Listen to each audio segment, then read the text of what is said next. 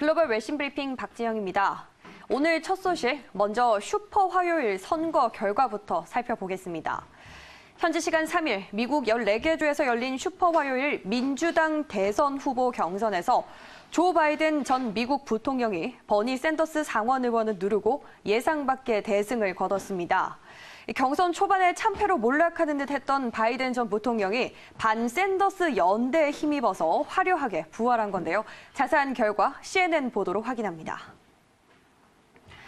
미국 14개 주와 또 미국령 사모아에서 경선이 실시된 가운데 미국 동부 시간으로 4일 오전까지 결과 바이든 전 부통령은 노스캐롤라이나와 오클라호마를 비롯한 남부 7개 주와 매사추세츠와 또 미네소타 등 10개 주에서 승리한 것으로 전해졌습니다. 캘리포니아에 이어서 두 번째로 많은 수의 대의원이 걸렸었던 텍사스 주에서는 피말리는 접전 끝에 바이든 전 부통령이 승리를 거머쥐었는데요. 반면 샌더스 상원 의원은 대의원 수가 가장 많은 캘리포니아와 유타 등 4곳에서 승리한 것으로 전해졌습니다. 대의원 수를 기준으로 이 상위 5위권 가운데서 캘리포니아를 빼고는 바이든 전 부통령이 모두 다 차지를 한 건데요. 이 외신들은 바이든 전 부통령이 남부를 휩쓸면서 슈퍼 화요일에 크게 승리했고 샌더스는 캘리포니아를 접수했다고 평가했습니다. 이로써 초반전 파죽지세를 올리던 강성 진보 성향의 샌더스 상원 의원의 대세론에 제동이 걸리면서 앞으로 민주당 대선 후보 경선이 장기적으로 흐를 수 있다는 관측이 제기되고 있습니다. 다음 뉴스입니다. 일본에서 코로나19 환자가 4일을 기준으로 무려 1,000명을 넘어섰습니다. 이에 따라서 올해 여름에 예정돼 있던 도쿄올림픽이 취소나 또는 연기될 가능성이 거론은 되었지만 국제올림픽위원회와 또 일본 정부는 예정대로 개최하겠다는 의지를 강조했습니다. 가디언의 보도입니다. 국제올림픽위원회 IOC는 현지 시간 3일 도쿄올림픽의 성공을 위해서 전력을 다할 것이라면서 전 세계 선수들에게 2020 도쿄올림픽을 준비하라고 독려했습니다. IOC 집행위원회는 이날 성명을 내고 코로나19 상황을 해결하기 위한 모든 조처에 대해서 보고를 들었다면서 해당 조처를 지지하고 또 감사해야 하고 있다고 밝혔는데요. 구체적으로 IOC는 2월 중순 도쿄올림픽 조직위원회와 또 일본 정부 그리고 WHO와 함께 합동 태스크포스를 구성했다며 IOC는 해당 문제에 대해서 WHO의 권고를 계속 따를 것이라고 말했는데요.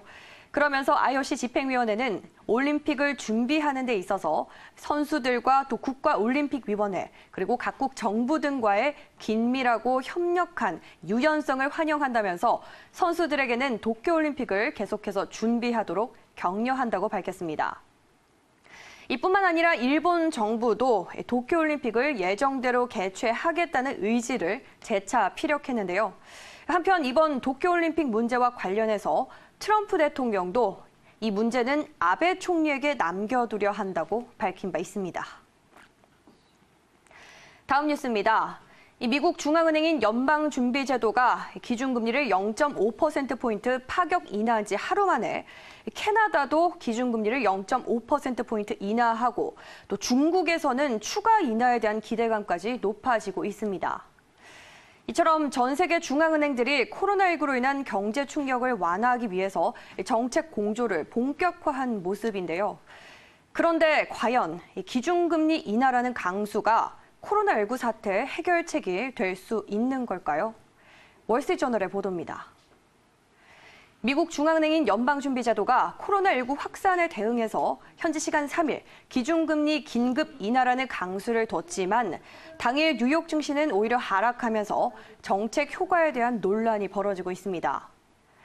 과거 경제 위기 때는 낮은 금리로 수요를 진작하는 통화 정책이 효과를 봤었지만 코로나19 사태에 의해서 벌어진 글로벌 부품 공급망 차질이나 또는 공포감에 의한 쇼핑이나 여행 등 소비 활동 위축 문제에는 이 해결이 어렵다는 이유에서인데요. 게다가 2008년 글로벌 금융위기에 대응하면서 이미 주요국들의 금리는 역사적인 저점 수준에 와 있기 때문에 정책 여력의 한계도 문제점으로 지적되고 있습니다. 이에 따라서 월스트리트저널은 금리 인하는 기적의 해결책이 아니다라는 기사에서 연준이 경기 부양을 위해서 가능한 모든 수단을 강구하겠다곤 했지만 추가 금리 인하 여력은 여전히 크지 않다고 지적했는데요. 그러면서 연준은 불황에 직면했을 때 5%포인트 내외의 금리 인하를 하고서 상황을 바로잡을 수 있었다면서 현재로서는 연준의 금리 인하 화력이 제한적이라는 의미라고 말했습니다. 또 이동 제한으로 중국의 공장이 정상적으로 가동되지 못하는 상황을 해결하는 데에도 이 금리 인하는 별 도움이 되진 않는다고 지적했는데요. 이뿐만 아니라 뉴욕타임즈도 전통적인 금리 정책은 수요 측면에 대응해서 효과를 봤지만 이번 같은 공급 문제는 무익하다면서 수요 측면에서도 이동 제한이나 격리 또는 공포감에 의한 소비 위축이라는 점에서 과거 경제 위기 때와는 그 성격이 다르다고 진단했습니다. 마지막 소식입니다. 글로벌 투자은행 골드만삭스가 코로나19가 확산되면서 올해 전 세계 석유 수요가 2009년 이후 11년 만에 처음으로 감소할 것으로 전망했는데요. 마지막 뉴스 블룸버그 통신입니다. 현지 시간 4일 골드만삭스는 올해 세계 석유 수요가 지난해보다 하루 평균 15만 배럴 줄어들 것으로 예상했습니다. 애초 골드만삭스는 석유 수요가 지난해보다 일평균 55만 배럴 정도 증가할 것으로 전망했지만 코로나19 확산에 따른 경제 여파를 반영해서 이처럼 전망치를 수정한 건데요. 1985년 이후로 석유 수요가 이처럼 줄어든 해는 미국의 경기 침체를 벗어나던 때와 또 글로벌 금융위기를 포함해서 총 3번에 불과했다고 블룸버그 통신은 전했습니다. 앞서 컨설팅 업체인 팩츠 글로벌 에너지도 올해 석유 소비량이 일평균 22만 배럴 정도 감소할 것으로 전망한 바 있고요. 또 중국의 국영 석유 천연가스 집단과 연계된 연구원들은 지난달 보고서에서 올해 1월 이 1분기 중국의 석유 수요가 지난해 대비 36%가량 줄어들 것으로 예상했습니다. 한편 석유 수출국 기구 오펙 회원국들과 더불어 오펙 플러스는 현재 감산을 논의 중인 것으로 전해졌습니다.